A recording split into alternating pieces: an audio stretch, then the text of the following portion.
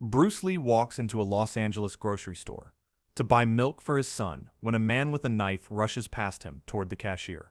What Bruce does in the next 4 seconds doesn't just stop a robbery, it becomes an urban legend that spreads through Chinatown for 50 years. Los Angeles, California, March 1972. Saturday morning, 9:30. Bruce pulls into Chen's Market on Hill Street, a small family-owned grocery store in the heart of Chinatown, where everyone knows everyone, where the community gathers, where Bruce feels at home. He's here for a simple reason. Brandon ran out of milk. Quick trip, in and out. Bruce parks. He's wearing casual clothes, jeans, black t-shirt, leather jacket. In Chinatown, people recognize him, but give him space. He's one of them. Local boy made good. The store is busy. Saturday morning rush. Family shopping. Narrow aisles. The smell of dried fish and incense. Chinese pop music on the radio.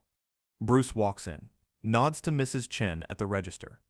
She's 70, owned this store for 30 years. Bruce heads toward the dairy section. At the register, Mrs. Chen is helping a customer, ringing up groceries, making small talk. Her English is limited, but her smile is warm. She's wearing her usual floral print blouse. Her reading glasses hanging on a chain around her neck. Behind her, the cash register is open. Bills visible. Maybe $300. Week's earnings so far. Not much, but everything to her. Bruce is at the back of the store, reaching for a gallon of milk. Whole milk. Brandon's favorite. When he hears something that makes him stop. A sound that doesn't belong. The front door slamming open. Hard. Violent. Not the normal gentle chime of a customer entering. This is different. This is wrong. Bruce's body knows before his mind processes. Years of training. Awareness. Reading environments. Something bad just happened. He turns. Looks toward the front. Sees a man, early 20s. White. Thin. Nervous energy. Wearing dirty jeans and a black hoodie pulled up. Hands in his pockets. Walking fast toward the register. Too fast. Too purposeful. Bruce's instincts fire. This isn't a customer. This is a threat. The man reaches the counter. Pulls his right hand out of his pocket. He's holding a knife. 6-inch blade. Fixed blade. Hunting knife. Not a pocket knife. A real weapon. He points it at Mrs. Chen. His voice is loud, shaky, desperate. Give me the money. All of it, now. His hand is trembling. The knife shaking. He's scared, which makes him more dangerous. Scared people do unpredictable things. Mrs. Chen freezes. Her eyes go wide. She doesn't understand all the English, but she understands the knife, understands the threat. Her hands go up, shaking. She's terrified. 70 years old. Never been robbed before. Never had violence in her store. This is her safe place. Her community, now violated. The other customers realize what's happening. A woman gasps, pulls her child close. An old man backs away slowly, everyone afraid. No one moving. No one helping. Just watching. Frozen. Hoping it ends quickly. Hoping no one gets hurt. Hoping the robber just takes the money and leaves. The robber yells again. Louder, more aggressive. Overcompensating. For his fear. The money, now. Open the register. Mrs. Chen fumbles with the register. Her hands shaking so badly she can't hit the right keys. The robber gets more agitated. Thinks she's stalling. Steps closer. Raises the knife higher. Points it at her face. Do it now or I'll cut you. Bruce is 20 feet away. Still holding the milk. He sets it down. Quietly. On a shelf. His mind is calculating. Distance. Angles. The knife. The robber's position. Mrs. Chen's position. Other customers. Variables. Risks. Solutions. This is what he trains for. Not movie fights. Real violence. Real threats. Real stakes. He starts moving. Not running. Walking. Quickly but controlled. Silent. The robber's back is to him. Focused entirely on Mrs. Chen and the money. Tunnel vision. Doesn't hear Bruce approaching. Doesn't sense the danger behind him. Bruce closes the distance. 15 feet. 10 feet. 5 feet. Still the robber doesn't notice. Too focused on his target. Too scared. Too amateur. Bruce is now 3 feet behind the robber. Close enough.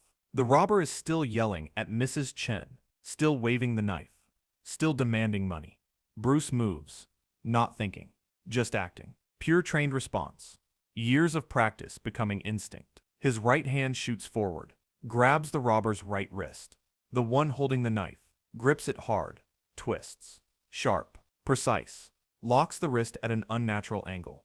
The robber's hand opens involuntarily. Neural response.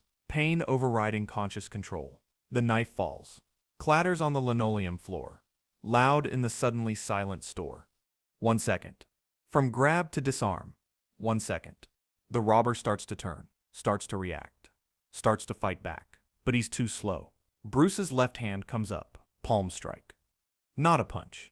Open hand. Targets the solar plexus. Same technique he's used before. Same devastating effect. Strikes hard. Precise placement. The robber's breath exits. All of it. His diaphragm spasms. Forgets how to work. He can't inhale. Can't get air. His hands go to his stomach. His mouth opens. Gasping. Nothing comes in. His face goes pale. 2 seconds. From disarm to incapacitation. 2 seconds. Bruce doesn't stop. Sweeps the robber's legs. Simple technique.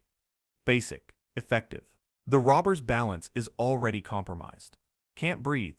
Can't think. Can't resist. He goes down. Ard lands on his back. Bruce follows him down. Knee on chest. Not his full weight. Just enough to control, to pin. The robber is helpless. Can't breathe. Can't move. Can't escape. Just lying there gasping, making small, desperate sounds. 3 seconds. From first contact to complete control. 3 seconds. Bruce looks up, sees one of the teenage customers. Says, "Call police." His voice calm, matter of fact. Like he just helped someone reach something on a high shelf. Not like he just stopped an armed robbery. The teenager nods, runs to the phone behind the counter, starts dialing. Bruce looks at Mrs. Chen, asks in Cantonese if she's okay. She nods, still shaking, but unharmed, safe. 4 seconds. From threat to resolution. 4 seconds total. Bruce stays there, knee on the robber's chest, waiting for police. The robber is still gasping, breath slowly returning. Terror replacing the desperation. He realizes what just happened, realizes how badly he miscalculated, realizes he picked the wrong store, wrong day, wrong cashier to threaten. Bruce doesn't say anything to him, doesn't gloat, doesn't threaten, just holds him there, calm, patient, like he's done this 1,000 times. The other customers start moving again, start breathing again, start processing what they just witnessed. A woman approaches. Mrs. Chen helps her to a chair. She's crying now, relief, shock, delayed reaction. An old man picks up the knife carefully, sets it on the counter, away from everyone. Evidence. The store that was frozen in fear is now buzzing with energy, everyone talking. Asking each other, did you see that? Did you see how fast he moved? Did you see Bruce Lee just stop a robbery? Police arrive 7 minutes later. 2 patrol officers. They come in ready for a violent situation. See Bruce kneeling calmly on a man on the floor. See the knife on the counter. See the terrified cashier. See the crowd of witnesses. Take in the scene. The older officer recognizes Bruce. Says, "Mr. Lee." Bruce nods. Says, "This man tried to rob the store with a knife. I stopped him. He's unarmed now, not resisting." The officers take over. Handcuff the robber. Pull him to his feet. He's still pale. Still shaken. One officer starts taking statements. The other talks to Bruce. Asks what happened. Bruce explains. Simple, direct. Man came in with a knife. Threatened Mrs. Chen. I disarmed him and held him until you arrived. The officer asks how long it took. Bruce thinks. Says maybe 4 seconds to stop the threat. Then I waited. The officer looks at Bruce. Then at the robber. Then back at Bruce. Says, 4 seconds. Bruce nods. The officer shakes his head slightly. Says, we'll need a full statement. Bruce says, of course. Whatever you need. The officer says, you probably saved that woman's life. Bruce says, maybe. Or maybe he would have just taken the money and left.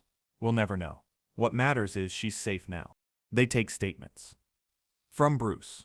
From Mrs. Chen. From witnesses. Everyone tells the same story. Bruce stopped him fast.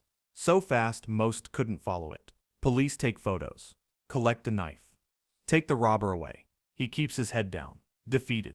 After police leave, Bruce helps Mrs. Chen, offers to call her son. She insists she's fine. Store stays open. Bruce tells teenage customers to help her. Watch the register. They agree immediately. Bruce retrieves his milk, goes to pay. Mrs. Chen refuses. No charge. You saved my life. Bruce insists. They compromise. Bruce pays, but she adds extra fortune cookies, like always. Bruce drives home. The whole trip took 40 minutes. Linda asks what took so long. Bruce says there was an incident, explains what happened. Linda's face goes pale, says you could have been hurt. He had a knife. Bruce says he never had a chance to use it. I controlled the weapon first. That's the principle. Linda says still, you have a family. You have Brandon. You can't take those risks. Bruce says gently, I didn't take a risk. I saw a threat and neutralized it. That's what training is for. Not for movies. For moments like this. Within hours, the story spreads through Chinatown. By evening, San Francisco. By next day, newspapers. But the real story spreads differently. Through the community. Passed person to person. Each telling, adding details. Some true. Some embellished. Some invented. This is how legends grow. One version says Bruce fought 3 robbers. Another says he caught the knife mid-throw. Another says he broke the man's arm. None true, but truth doesn't matter in legends. What matters is what it represents. A hero protecting his community. Mrs. Chen tells the story for the rest of her life. Always emphasizes how fast he was. How calm. How he insisted on paying for his milk. How he treated her with respect. Like family. The robber gets sentenced to 3 years. Assault with a deadly weapon. Attempted armed robbery. He serves 18 months. Gets out. Years later. Someone interviews him for a documentary. Asks about that day. He says it's the worst moment of his life.